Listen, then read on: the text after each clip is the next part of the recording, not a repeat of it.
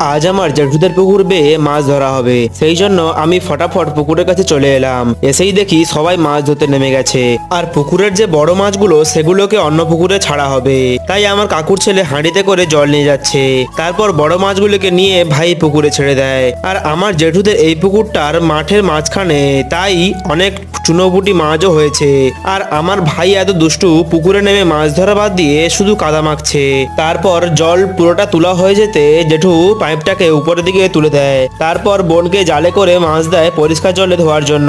আর সেগুলো আমি নিয়ে অন্য পুকুরে ধুয়ে ফেলি। অন্যদিকে জেঠু আর ভাইরা মিলে বড় শোল মাছ লেটা মাছগুলোকে ধরে নেয় এবং সেগুলোকে ধুয়ে পরিষ্কার করতে থাকে। আর আমি চুনো মাছগুলোকে হাঁড়িতে ঢেলে আনি। অন্যদিকে আমার কাকিমা অনেকগুলো চুনো মাছ দেয় বাড়ি নিয়ে যাওয়ার জন্য, সেগুলো নিয়ে আমরা বাড়ি চলে আসি। আর তোমরা কারা জীবনে একবার হলেও পুকুরে নেমে মাছ ধরেছো, অবশ্যই কমেন্টে হাই লিখে চ্যানেলটা সাবস্ক্রাইব করে দিও।